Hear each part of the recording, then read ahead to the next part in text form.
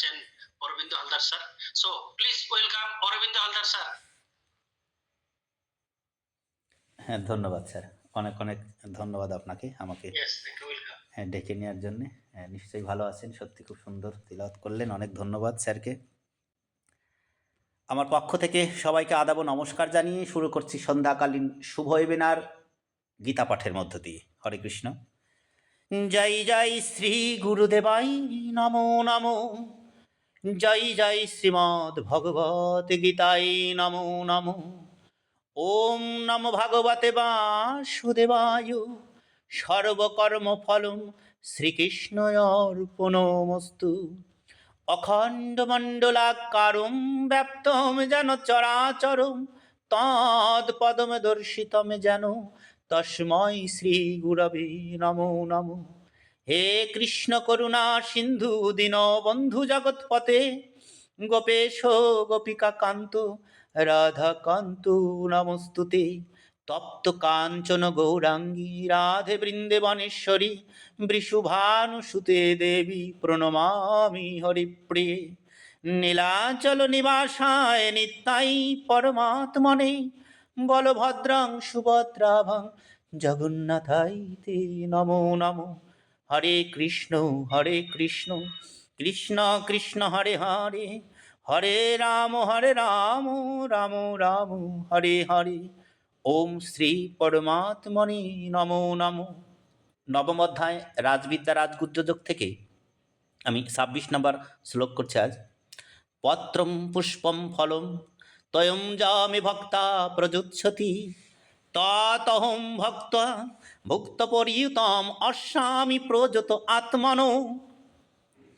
বলা হচ্ছে যে ভক্ত পত্র পুষ্প ফল জল ইত্যাদি সাধ্যমতো বস্তু ভক্তিপূর্বক আমাকে সমর্পণ করে, আমাতেই চিত্ত সমর্পণ করে সেই ভক্তের ভক্তিপূর্বক প্রদত্ত উপহার আমি খেয়ে নিই এবং গ্রহণ করি। বলছেন যে ভগবানের অপরা প্রকৃতির কার্য দুটি, পদার্থ ক্রিয়া। কি বলা হলো? পদার্থ ও ক্রিয়া। এই দুটির সঙ্গে নিজের ঐক্য মেনেই জীব সকল নিজেকে সেগুলির ভোক্তা বা মালিক বলে মনে করতে থাকে এবং ভগবানই যে সেসবের মালিক তা ভুলে যায়।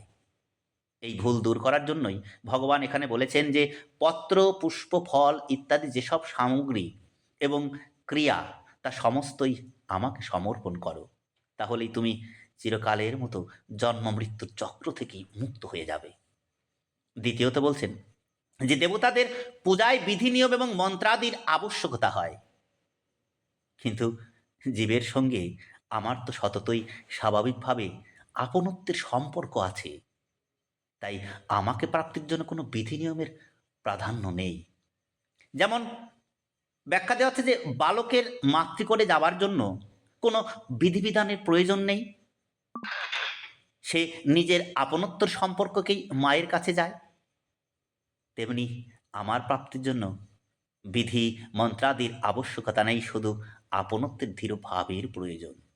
এই যে ভাব, কি সুন্দর কথা না? যেমন ছোটবেলায় আমরাও যখন মায়ের কোলে গেছি, ছুটে গেছি, দুহাত তুলে রেখেছেন মা, আমরা ছুটে যাই, তেমনি ভগবানও আমাদের জন্য দুহাত তুলে রয়েছেন, শুধু আমাদের ভগবানকে পেতে বাকি। সেই কর্মটাকে আমরা করছি, সেই কর্মের দিকে একটু এগিয়ে যেতে হবে। তাই বলছেন যে সে নিজের আপনত্বের সম্পর্ককেই মায়ের কাছে যায়, তেমনি আমার প্রাপ্তির জন্য বিধি মন্ত্রাদির কোনো আবশ্যকতাই নেই, শুধু আপনত্ব ধীরে ভাবের প্রয়োজন। সেই ভাবটা আমরা বুঝতে পারি না। দেখুন সুন্দর ব্যাখ্যা, যে পৃথিবীর সমস্ত মূল্যবান বস্তু যেমন ঈশ্বর রক্ষা কবচ দিয়ে পৃথিবীতে পাঠান, যেমন মূল্যবান রত্ন পাথরের মধ্যে লুকিয়ে থাকে আমরা জানি, তাকে খুঁজে পাওয়া এত সহজ নয়। তেমনি মূল্যবান মুক্তও কিন্তু দেখা যায় ঝিনুকের খোলসের মধ্যে রাখা হয়, তাকে রক্ষা কবচ করে। আমরা ছোটবেলায় আমাদের রক্ষা কবচ কিন্তু আমরা মা বাবাকেই মনে করে থাকি। ওই কোনো একজন হয়তো হুটহাট করে আমাদেরকে একটু শাসন করছে, আমরা কিন্তু দৌড়ে মায়ের কোলে গিয়েই উঠি, বাবার কোলে উঠি। তেমনি এই যে খোলসের মধ্যে যেমন মুক্ত, তারপরে এই যে পাথরের মধ্যে লুকিয়ে আছে আমাদের রত্ন, আমরা কি এইভাবে আমার গোবিন্দের মধ্যে লুকোতে পারি না? গোবিন্দ বলছেন, আমি তোমার সেই ঝিনুক, আমি তোমার সেই পাথরের মধ্যে যে তুমি লুকিয়ে থাকবে, সেটা আমিই তোমার। তুমি আমার মধ্যে একবার লুকাও, তোমার আনন্দ অনুভব করবে। তুমি মুক্তির দরজা খুঁজে পাবে। তুমি আমার কাছে এসো। এভাবেই বোঝাতে চেয়েছি যে আমার আপনত্বের ধীরের ভাবের প্রয়োজন। তুমি শুধু আমার ভাবটুকু দাও। আমি তোমার কাছে কিছুই চাই না। হে ভক্ত, তোমরা আমার কাছে শুধু ভাবটুকু নিয়ে এসো। হরি ওম তৎসৎ, হরি ওম তৎসৎ, হরি ওম তৎসৎ। ঈশ্বর সবাইকে মঙ্গল করুন। ওম শান্তি। ধন্যবাদ শ্রদ্ধেয় স্যার। ইয়েস, অসংখ্য ধন্যবাদ স্যার আপনাকে। অসাধারণ, অসাধারণ ভাবে গীতা পাঠ শোনালেন আমাদেরকে, সাথে কিছু সার সংক্ষেপ। অসাধারণ। এভাবে থাকবেন আপনি আমাদের সবার সাথে, সবার পাশে। Thank you.